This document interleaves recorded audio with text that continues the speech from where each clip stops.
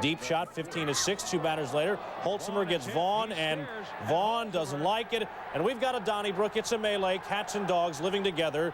Calm would eventually prevail. Bottom 3, Expos now up 6-2. Todd Stottlemyre, plunk. Shane Andrews, Tom Hallion warns both teams, and Kirk Reeder apparently missed the memo. Top of the 4th. We'll see you, Kirk. Hope you got some early dinner reservations. Philippe Alou is not happy about that. Tony La Russa comes out. Where's Tony? There's Tony. And before long, we've got some people. They've got some issues. They're talking about it. But things soon became ugly. Kevin Foster goes inside on Todd Hundley, just misses the head. Top second, Kevin Foster at the plate. Mets starter Pete Harnisch goes for some payback.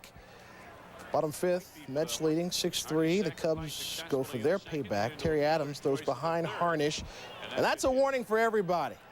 But the warning came too late. Harnisch had words with former teammate Scott Service, then nails him with the right hand.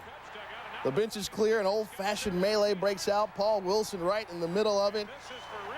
And say it ain't so. John Franco gets tossed from the game on John Franco Day. The Jackson boys still love you, John.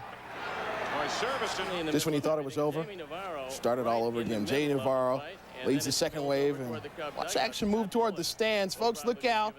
Mets pitcher Last Minor takes a couple of shots at Mark Grace. Bodies are flying everywhere, but you know what? Priorities intact. The cotton candy remains unfazed. Order was eventually restored as the game went on. Bottom of the 9th, game tied at 6. Doug Jones facing Decent sizzle. Andy Bennis has been a bust so far for the Cardinals, but gets Gary Sheffield dancing. After that spin, he flew out. In the 4th, still no score. Goes into the kitchen of Sheffield. Further and further inside, finally getting him to strike out on a defensive swing. Cards take a 1-0 lead in the 6th, and back in there comes Bennis. Then goes outside with a slider, and then beans Sheffield on the elbow. Sheffield in serious pain, and then he'd had enough. Charges the mound. Tom Pagnozzi tries to cut him off. His own manager, Renee Latchman, intervenes. Andy Bennis says, "You want me? Come and get me." Well, Bennis for taunting got tossed. Sheffield ejected as well as the bench is emptied.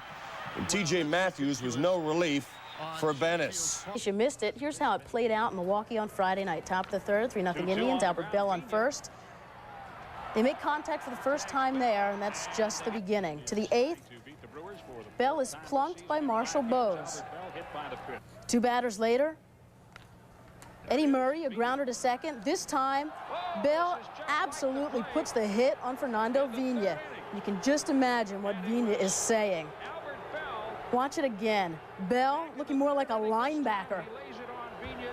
Loss of 5 for Vina. He said his nose was swollen, but he was okay. To the 9th, 10-4 Indians. Belle at bat facing Terry Burrows. Belle hit again, somewhat keeping his cool as he walks to first.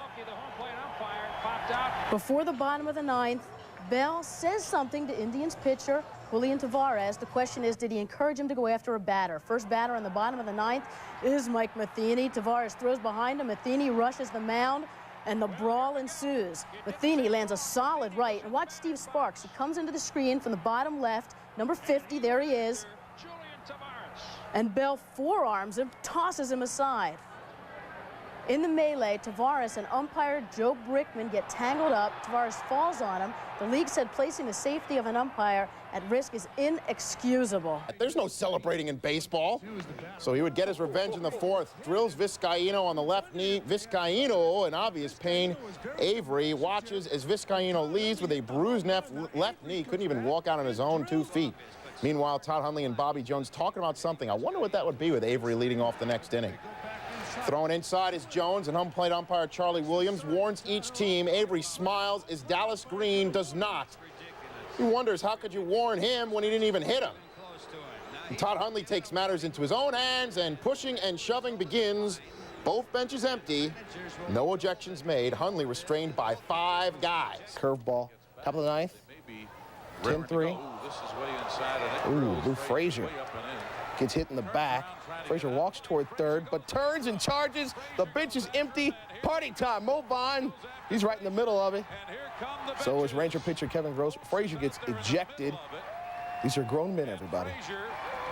Still top of the 9th. Next batter, Henry Rodriguez. It's a 1-0 pitch. Darwin up and in. That moves him back. Rodriguez has some issues. He's got some issues with that. Very next pitch, Watch this. Darwin's the one, though, that has real issues. Nails Rodriguez on the hip, developing fracas, a major fracas. Rodriguez takes down Darwin. Benches will clear. Moises Alou is hot. How hot? Well, he's being restrained by 2 people. Now, things appear to be restored to normal, but here we go again. And this round number 2 would be vicious, and it would be ugly. Jeff Bagwell will come in here, pin an Expo right there. Jeff Juden and Craig Biggio exchange words. John Cangelosi, number 27, takes Juden down from behind. Juden throws a wild punch back. Juden 6'8", Cangelosi 5'8". Juden and Cangelosi, a do-si-do, and away they go. Cangelosi lands a few punches. Then they get up, and Juden throws wild punches, and finally, everybody falls down again. And oh, by the way, Houston manager Terry Collins, nasty gash on his lip, needs 4 stitches. How'd that happen? Here is how it happened. Moises Alou, hurling the helmet, hits Collins from point-blank range, and then Collins gets thrown out. Also thrown out, Rodriguez, Darwin, Juden, Cangelosi, Moises Alou, and Derek May, all thrown out. Now let's go back in time. May 31st, 1995 at the Kingdom. Randy Johnson beat Jim Leyritz. Ball careened off his elbow, hit him in the face. On Tuesday, Yankees Graham Lloyd buzzed Seattle's Rich Amaral. Amaral stepping out of the box. Wednesday, top 8, Seattle's Tim Davis throws up and in on Paul O'Neill. O'Neill and John Marzano have a few words. Beat down starts, folks, and everybody joins in. Marzano missed with a right.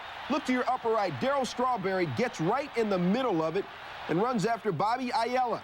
Then Joe Torre holds back Paul O'Neill from getting involved again. Strawberry gets in it from behind. Home plate with Chris Bosio and Terry Mulholland. O'Neill and Darryl John with Ken Griffey. Griffey's just trying to settle things down, though. Marzano, Ayala, Bosio ejected for Seattle. Bottom 8, second pitch to Joey Cora.